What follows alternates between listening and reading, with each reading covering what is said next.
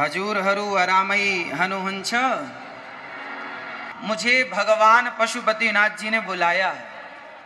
उन्होंने बुलाया आप सबके माध्यम से और ये दास चला आया। जब मैं आया तो मुझे लगा कि नेपाल प्रकृति से कितना जुड़ा हुआ है। आप सब शुद्ध वायु लेते हैं, शुद्ध ऑक्सीजन लेते हैं, शुद्ध वातावरण में रहते हैं। नेपाल के लोग जातियों में तो नहीं बटे, हम सबकी एक जाति है। हम सबकी जाति है मानव जाति, हम मनुष्य हैं। बड़े भाग्य मानुष तन पावा। आप सब नेक दिल वाले हैं, नेक हृदय वाले हैं, इसलिए आपको भगवान ने नेपाल में भेजा है। जाओ नेपाल की धरती में। भारत से दोस्ती करना चाहेंगे? भारत तो सदा आपके साथ है और सदा हम और आप कभी दो थे ही नहीं, एक थे, एक हैं और एक ही। कोई जहर घोलने का कार्य करे तो समझ लेना कि ये दोनों देश का नुकसान चाहता है। जरा विचार करो कि चाइना अगर नेपाल आया तो चाइना क्या पशुपतिनाथ भगवान का दर्शन करने आएगा? क्या गंडकी का दर्शन करने आएगा? क्या वो शालिग्राम भगवान की पूजा करने आएगा? अरे चाइना को नेपाल के धर्म से क्या करना? नेपाल की संस्कृति और नेपाल के धर्म से तो भारत का अटूट रिश्ता रहा है। भगवान की पावन कृपा, पशुपतिनाथ भगवान की पावन कृपा से आज आप सभी के बीच में आकर के आप सबका दर्शन करने का परम सौभाग्य प्राप्त हुआ। मंचस्थ सभी विद्वानों को, सभी आचार्यों को, सभी गुरुजनों को, आप सभी संतों को बारंबार नमन। आप सभी के चरण धूलि उठाकर ये दास अनिरुद्ध अपने माथे पर रखता हुआ अपने आप को कृतार्थ करता है आप सबकी चरण रज से।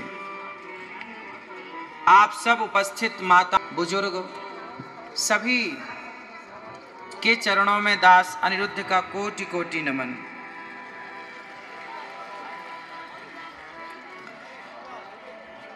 हजूर हरू अरामई हनुहंछ। आप सब ठीक हैं? आप सबके घर परिवार में सब आनंद है? चलो भगवान पशुपतिनाथ की कृपा से आप सबके घर में यूं ही आनंद बरसता रहे। आपके घर में, आपके घर आंगन में बच्चों की किलकारियां गूंजती रहें। सदा आप सुखी और स्वस्थ रहें।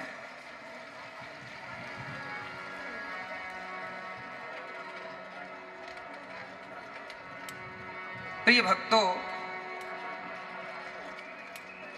भगवान की बड़ी कृपा है आज हम सब यहाँ मिले। बहुत पहले नेपाल आने का सौभाग्य मिला पर आ नहीं पाया कोरोना लॉकडाउन के कारण। आज आप सबका दर्शन करने का लाभ प्राप्त हुआ। ये नेपाल इतनी पवित्र धरा है। यहाँ जब हम आए और यहाँ आप सबका दर्शन किया, यहाँ का पारंपरिक जो संगीत हमने सुना, और ये देखिए हमारे गले में ये जो सुंदर सी माला है, हार है, कितना सुंदर है। आप नेपाल वासी ही पूरी दुनिया में ऐसे हैं कि आप प्रकृति से इतने जुड़े हुए हैं, कनेक्ट हैं। आप प्रकृति के जितने करीब हैं शायद कोई हो। प्रकृति को आप अपने गले की माला बनाकर धारण करते हैं, प्रकृति को इतना प्यार करते हैं। इसलिए जब मैं आया तो मुझे लगा कि नेपाल प्रकृति से कितना जुड़ा हुआ है। आप सब शुद्ध वायु लेते हैं, शुद्ध ऑक्सीजन लेते हैं, शुद्ध वातावरण में रहते हैं। इसलिए आप सभी एक बार बोलिए, नेपाल आमा को, नेपाल आमा को भारत माता की जय हो, भारत माता की जय हो। आप सभी नेपाल वासियों को, क्षेत्रवासियों को बहुत बहुत धन्यवाद कि आपने ये दास को यहाँ आने का अवसर दिया। हमारे मानव सेवा फाउंडेशन श्री बाल योगेश्वर श्री विजय कृष्ण मूर्ति जी महाराज, जिन्होंने इस यज्ञ का संकल्प लिया और आप सब हम सब जुड़ पाए इस सुंदर से संकल्प से। एक बार सुंदर तालियां आयोजनकर्ता समिति पूज्य महाराजा श्री के लिए। यहाँ मुझे भगवान पशुपतिनाथ जी ने बुलाया है, उन्होंने बुलाया आप सबके माध्यम से और ये दास चला आया। तो जानते हैं भगवान पशुपतिनाथ जी ने हमें क्या कहने के लिए बुलाया है? आप जानना चाहें, भगवान कभी डायरेक्ट नहीं कहते, भगवान किसी से कहवाते हैं। जब हनुमान जी लंका गए तो राम जी ने नहीं कहा कि लंका जला के आना। त्रिजटा को एक सपना आया कि सपने वानर लंका जारी, जातु धान सेना सब मारी। तो त्रिजटा ने माता सीता को सपना सुनाया और कहा कि आज मैंने सपने में देखा कि एक बंदर आया और पूरी लंका को जला करके चला गया। जब त्रिजटा का सपना हनुमान जी ने सुना तो हनुमान जी को लगा कि त्रिजटा के द्वारा स्वयं हनुमान जी ये समझ गए कि प्रभु राम ये कहना चाहते हैं कि जब लंका गए हो तो फूक के आना है। लंका गए हो तो रावण के घमंड को जला कर ही आना। मानो ये संकेत हनुमान जी के द्वारा, त्रिजटा के द्वारा हनुमान जी तक राम जी ने पहुंचाया। उसी तरह एक सुंदर सा संदेश आपके बीच में यह दास अनिरुद्ध लेकर के आया है और वो संदेश सिर्फ इतना है कि आज नेपाल में आप सब संगठित रहें। आपको पता है जब जब हम जातियों में बंटते हैं तब तब हम बहुत बड़ी हानि कर लेते हैं अपनी। अच्छा बताइए आप सब लोग, क्या हमें जातियों में बंटना सही है? उत्तर दो। मैया, ओ मेरी प्यारी माँ, बैठ लो मेरी माँ, सुन लो, हमें जातियों में नहीं बंटना चाहिए। नेपाल में जातियों में लोग बटे हैं या नहीं, हम आपसे पूछ रहे हैं, बताइए। नेपाल के लोग जातियों में तो नहीं बटे। हम सबकी एक जाति है, हम सबकी जाति है मानव जाति, हम मनुष्य हैं। बड़े भाग्य मानुष तन पावा और सुर दुर्लभ सद ग्रंथन गावा। हम सब मानव हैं, हम सब मनुष्य हैं और हम जातियों में ऊंच नीच में ना बटें, हम संगठित रहें। आज नेपाल में जानते हो आप सब ये कि भगवान श्री कृष्ण कहते हैं स्वधर्मे निधनम श्रेयः पर धर्मो भयावह। अपने धर्म में रहना ही श्रेष्ठ है, अपने धर्म का त्याग कर देना श्रेष्ठ नहीं है। इसलिए हम सबको अपने धर्म में अडिग रहना चाहिए। और आप सब अपने धर्म का पाठ क्यों नहीं पढ़ाते? अच्छा बताओ, यदि धर्म परिवर्तन हुआ और कौन कौन चाहता है कि ये सदा हिंदू राष्ट्र रहे नेपाल? चाहते हो? हिंदू राष्ट्र यदि चाहते हो तो आपके अंदर ये भावना होनी चाहिए और ये काम आपको करना पड़ेगा कि आप नेपाल में जो धर्म परिवर्तन तेजी से हो रहा है उस धर्म परिवर्तन को रोकना पड़ेगा। कैसे रुकेगा? हम सब जागें, ये मीडिया वाले भाई जाएं, सवाल करो, जो धर्म परिवर्तन कर लेते पूछो कि तुमने धर्म छोड़कर क्या पा लिया, क्या पा लिया और आगे क्या पाओगे। जो व्यक्ति अपने धर्म, हमारे यहां मर गए लोग लेकिन अपने धर्म को नहीं छोड़ा। अच्छा बताइए, राम के पास क्या है, धन या धर्म? बोलो। रावण के पास क्या है, धन कि धर्म? रावण के पास धन है, धर्म नहीं, और राम के पास धर्म है, धन नहीं। हाँ या ना? लंकापति रावण सोने की लंका में रहता है, बड़ा धनवान है, पर उसके अंदर धर्म नहीं है। अरे धर्म होता तो पराई स्त्री का अपहरण क्यों करता? इसलिए रावण के पास धन तो है पर धर्म नहीं है। जबकि राम 14 वर्ष वनवास में थे, उनके पास धन नहीं था पर धर्म था। तो धर्म था तो आज घर घर में राम की पूजा होती है। धर्म था इसलिए, और धन था रावण के पास। धर्म नहीं था तो घर घर पुतले जलाए जाते हैं, गली गली पुतले जलाए जाते हैं रावण के। आज आप कितने लोग मानते हैं कि धन से बड़ा धर्म है? धन बड़ा कि धर्म बड़ा? बोलो। अरे धर्म रहेगा तो धन आ जाएगा, जब धर्म ही नहीं रहेगा तो फिर धन करोगे क्या? इसलिए धन हो पर धर्म पूर्वक धन हो। यदि आपके धन में धर्म नहीं जुड़ा तो वह धन किसी काम का नहीं है। इसलिए मेरे प्यारे, नेपाल शब्द का जब मैं यहाँ आया, एयरपोर्ट पे आया, तो नेपाल का मैंने एक अर्थ दिमाग में आया कि नेपाल के लोग कैसे होते हैं, नेपाली लोग कैसे होते हैं, नेपाल का अर्थ क्या है। तो देखिए, नेपाल जो नेकी का, ने मतलब नेकी, नेकी मतलब अच्छाई, जो नेकी का सदा पालन करें वो नेपाली हैं। जिनके हृदय में सदा नेकी बसती हो वो नेपाली है। नेपाली का मतलब क्या हुआ? नेपाल का मतलब क्या हुआ? जिसके अंदर नेकी बसती हो, मतलब जिसका हृदय नेक हो। नेक समझते हैं ना? अच्छा, गुड। तो आप सब नेक दिल वाले हैं, नेक हृदय वाले हैं, इसलिए आपको भगवान ने नेपाल में भेजा है। जाओ नेपाल की धरती में, आप यहां जाकर नेपाल में पशुपतिनाथ भगवान की सेवा करो, गंडकी माता की सेवा करो और शालिग्राम भगवान की सदा सेवा करो।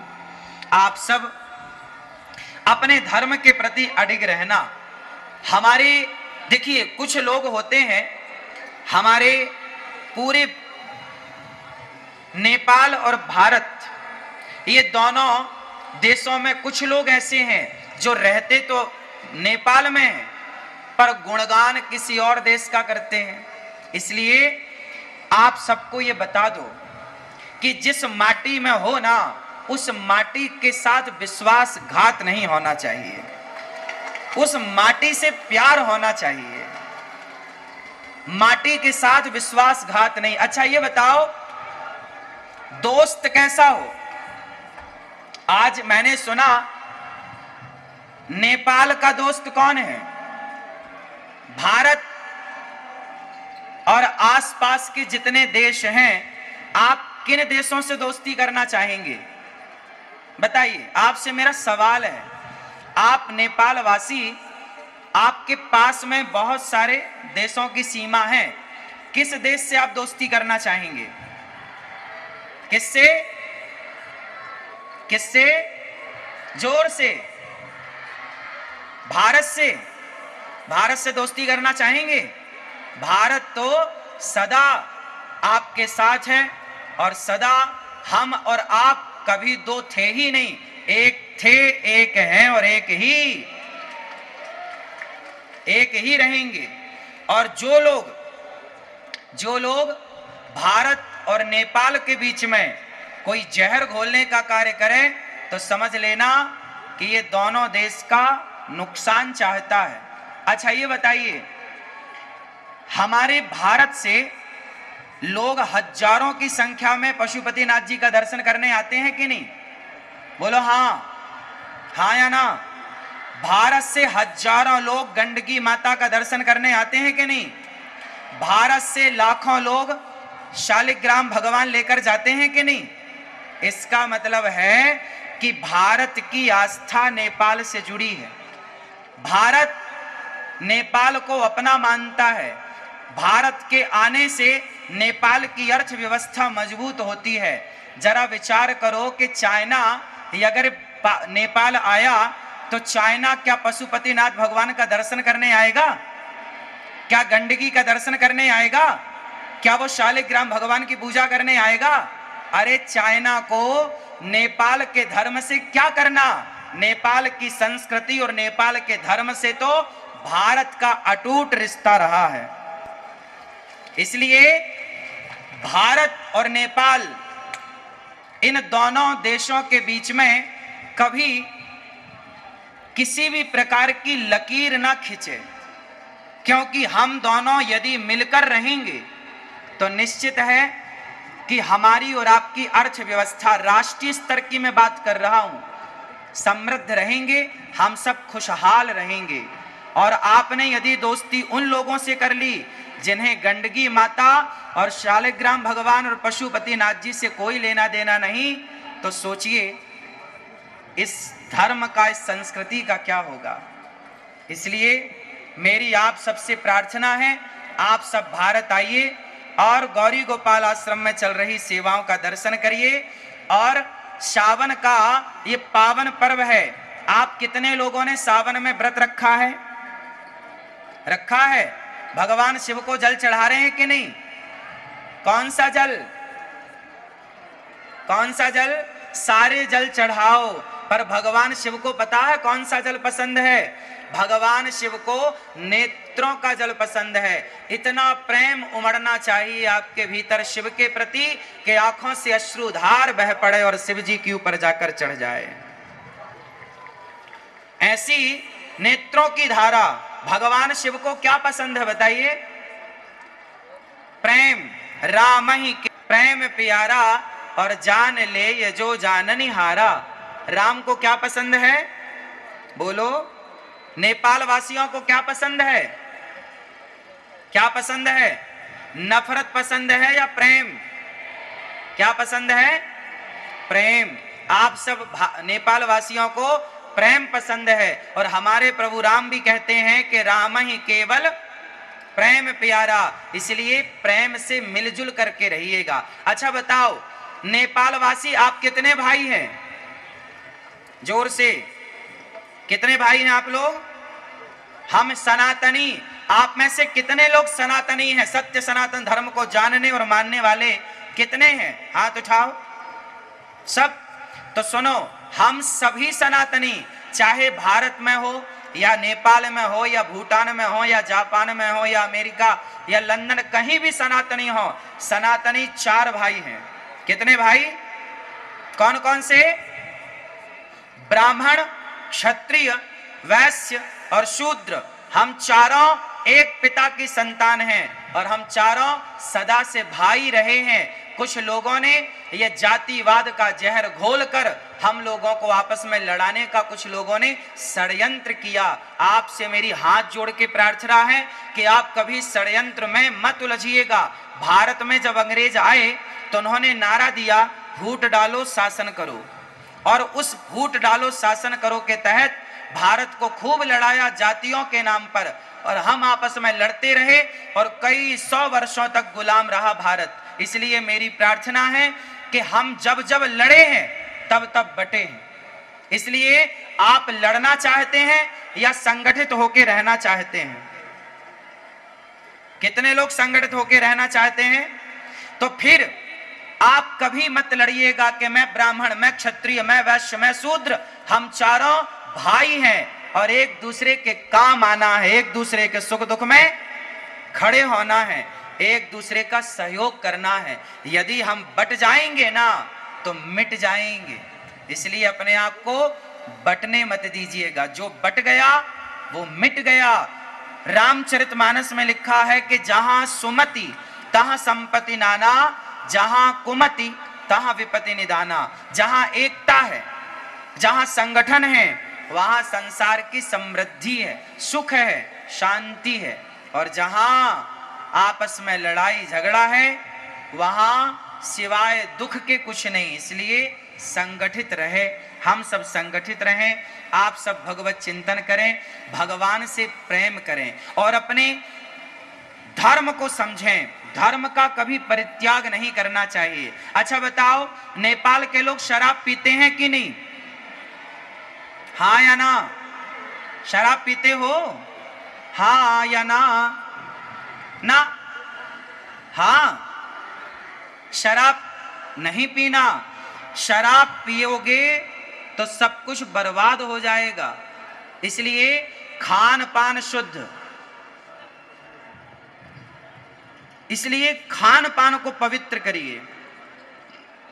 आप लोग मांसाहार तो नहीं करते ना?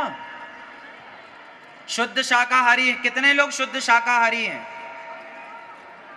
शाकाहारी हैं। कभी भी अपने स्वाद के लिए किसी जीव की हत्या नहीं करनी चाहिए। हमें अच्छा लगता है इसलिए हम किसी को मार कर खाएं, कितना बड़ा पाप है बताइए। अपने स्वाद के लिए किसी को मारना सही है? इसलिए जीव हत्या पाप है। इसलिए हम भारतीय, हम सनातनी है ना, हम हिंदू है ना, हमें कभी अपने स्वाद के लिए किसी की हत्या नहीं करनी। हमारे धर्म में लिखा है अहिंसा ही परमो धर्मः। किसी की हत्या करना पाप है और किसी को जीवन दान देना पुण्य है। इसलिए आप किसी की हत्या ना करें, ऐसी मेरी प्रार्थना है। शराब इत्यादि से अपने आप को और अपने बच्चों को बचाएं। एक अच्छा इंसान बनाएं, राष्ट्र प्रेमी बनाएं, कुछ ऐसा बनाएं कि वो देश में अपना नाम रोशन करे, भारत का, और वो अपने नेपाल का, वो अपने समाज का, अपने संस्कृति का, अपने धर्म का वो नाम रोशन करे। ऐसा कुछ करे। इसलिए आप अपने बच्चों को संस्कारवान बनाइए। शराब, जुआ, नशा, इन सब से बचाइए। आज के जमाने में पता है क्या है? आज की आधुनिकता में हम इतने भागे जा रहे हैं कि आधुनिक होने के नाम पर, हम मॉडल होने के नाम पर अपने संस्कारों को, अपनी संस्कृति को छोड़ते चले जा रहे हैं। इसलिए हमें अपनी संस्कृति, अपने संस्कारों का परित्याग नहीं करना चाहिए। ठीक है? तो आप कितने लोग मांसाहार और शराब से बचेंगे? अपने बच्चों को बचाएंगे और अच्छे संस्कारवान बन के अपने राष्ट्र की सेवा करेंगे। ठीक है? आप सभी का बहुत बहुत धन्यवाद। आपने इतने आनंद के साथ दास अनिरुद्ध को सुना। हमें आपके बीच में आने का मौका मिला। आप सबको मेरी प्रार्थना है, आचार्य चरणों को प्रार्थना है, मंचस्थ सभी भक्तजनों को प्रार्थना है कि आप सब वृंदावन आए, गौरी गोपाल आश्रम में आए और गौरी गोपाल आश्रम आकर वृंदावन में वहाँ वृद्ध माओं की सेवा हो रही है। 281 वृद्ध माएँ गौरी गोपाल आश्रम में रहती हैं। 150 बच्चे वहाँ निःशुल्क पढ़ते हैं। अखंड लंगर रसोई चलती है, सब आकर के प्रसाद पाते हैं। ये सारी सेवा बिहारी जी ने दी है। बोलिए बाके बिहारी लाल की, कृष्ण कन्हैया लाल की, राधे राधे। आप सबके चरणों की धूल को ये दास अनिरुद्ध कोटि कोटि नमन करता है। आप सभी नेपाल वासियों को बारंबार दंडवत प्रणाम। आप सभी के चरण रज को प्रणाम। आप सभी के माता पिता को प्रणाम। आप सभी के गुरुजनों को प्रणाम। आप सब यहाँ प्रेम पूर्वक बैठे हैं। आप सब ने इस सुंदर से आयोजन में सम्मिलित होकर भगवान शिव का दर्शन करके अपने जीवन को कृतार्थ किया। ईश्वर श्री विजय कृष्ण मूर्ति जी जो संकल्प करता है और रामकृष्ण उपाध्याय हिंदू जागरण नेपाल अध्यक्ष और राष्ट्रीय सभा को उपाध्यक्ष माननीय श्री विमला धीमरे जी, आप सबका बहुत बहुत धन्यवाद। श्री चैतन्य महाराज जी और आप सभी मंचस्थ सभी आचार्यों को, मातृशक्ति को कोटि कोटि नमन। आप सबको जय श्रीमन नारायण, जय श्री कृष्णा, राधे राधे। नेपाल आमालो आमा को जय हो, भारत माता की जय गंडगी मैया की, जय हो, शालिग्राम भगवान की, जय हो, पशुपतिनाथ भगवान को जय हो।